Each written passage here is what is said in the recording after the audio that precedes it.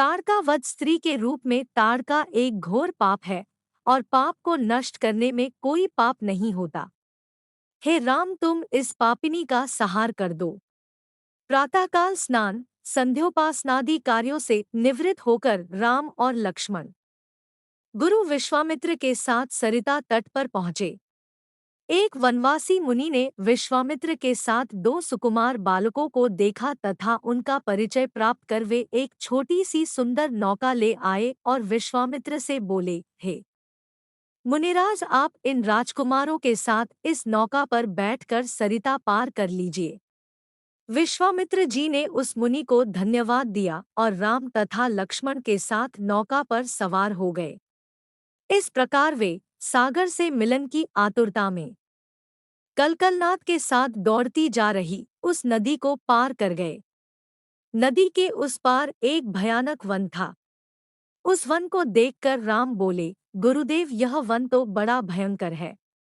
सभी ओर से सिंह, व्याघ्र आदि हिंसक पशुओं के दहाड़ने और हाथियों के चिंघाड़ने की ध्वनि आ रही है।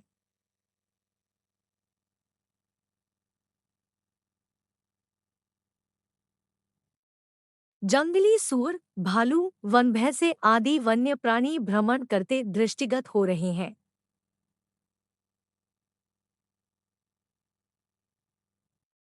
वृक्षों की सघनता के कारण सूर्य का प्रकाश इस वन के भीतर घुसने का साहस नहीं कर पा रहा है और इसी कारणवश चारों ओर अंधकार हो रहा है। इस अति दुर्गम वन का क्या नाम है?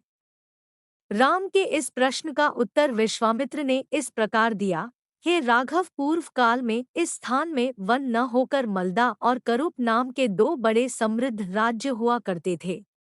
दोनों ही राज्य ऊंची ऊंची अट्टालिकाओं, वीथिकाओं तथा सुंदर पथों से सुशोभित थे तथा धनधान्य और समृद्धि से परिपूर्ण थे।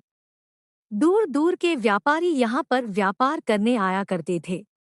किंतु ताड़का नामक एक यक्ष कन्या ने उन दोनों राज्यों का विनाश कर दिया। ऋषि विश्वामित्र ने आगे बताया, ताड़का कोई साधारण स्त्री न होकर सुंद नाम के राक्षस की पत्नी और मारीच नामक राक्षस की माता है। उसके शरीर में 1000 हाथियों के बराबर बल है और वह अत्यंत पराक्रमी और शक्तिशाली है। इस प्रदेश को नष्ट करने के पश्चात ताड़का ने अपने पुत्र मारीच के साथ मिलकर यहाँ के समस्त निवासियों को मार कर खा डाला। अब उनके भय से यहाँ दो दो कोस दूर तक किसी मनुष्य की परछाई भी दिखाई नहीं देती। भूलवश यदि कोई यहाँ आ भी जाए तो जीवित नहीं लौट पाता।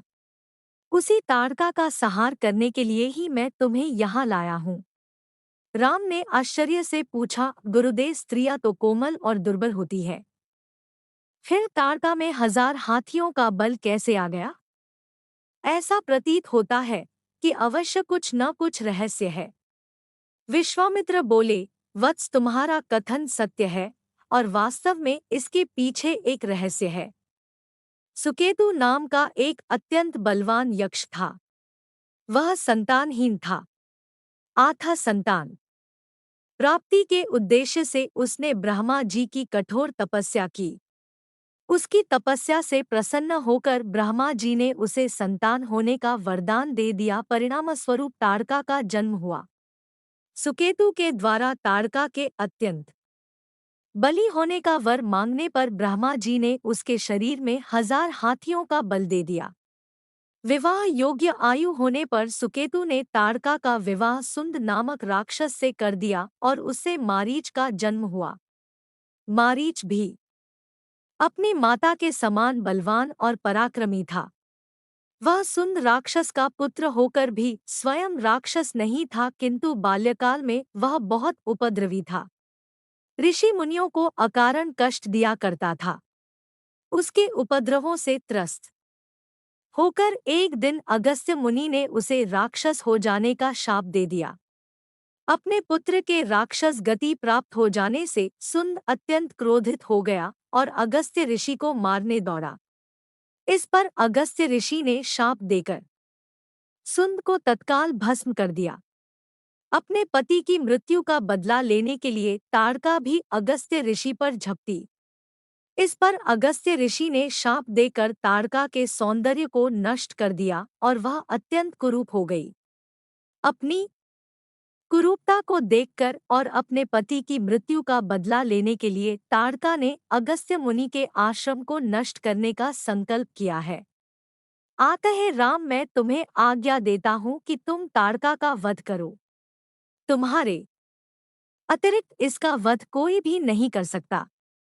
अपने मन से यह विचार निकाल दो कि यह स्त्री है और स्त्री का वध मैं कैसे करूं। स्त्री के रूप में यह एक घोर पाप है और पाप को नष्ट करने में कोई पाप नहीं होता। समस्त संशय को त्याग कर मेरी आज्ञा से तुम इस पापिनी का संहार कर दो।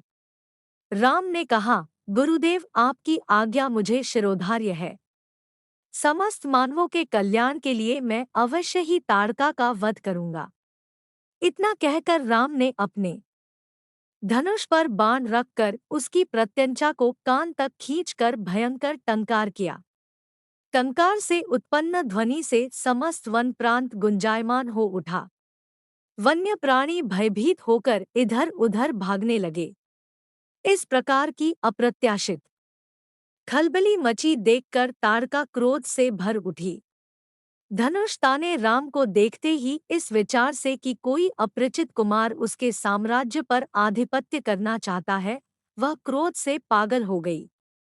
राम पर आक्रमण करने के लिए वह तीव्र गति से उन पर झपटी। ताड़का को अपनी ओर आते देखकर राम ने लक्ष्मण से कहा, हे सौमित्र, ताड़ के वृक्ष जैसी विशाल और विकराल मुख वाली इस राक्षसी का शरीर कितना कुरूप है।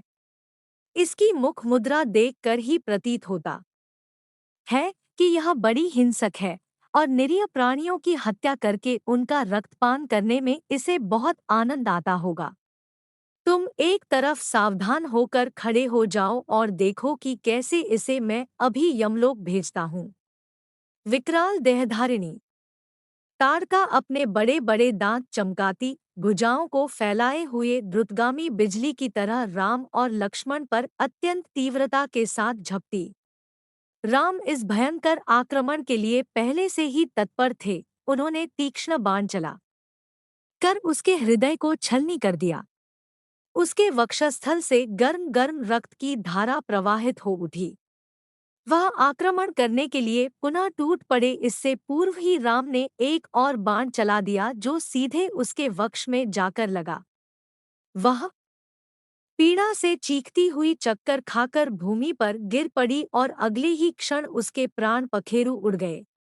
राम के इस रण कौशल और ताड़का की मृत्यु से ऋषि विश्वामित्र अत्यंत प्रसन्न हुए। उनके मुख से रामचंद्र के लिए आशीर्वचन निकलने लगे। गुरु की आज्ञा से वहीं पर सभी ने रात्रि व्यतीत किया। प्रातःकाल उन्होंने देखा कि ताड़का के आतंक से मुक्ति पा जाने के कारण उस वन की भयंकरता और विकरालता समाप्त हो चुकी है। कुछ समय तक उस वन की शोभा निहारने के उपरांत स्नान पूजन से निवृत्त होकर वे महर्षि विश्वामित्र के आश्रम की ओर चल पड़े।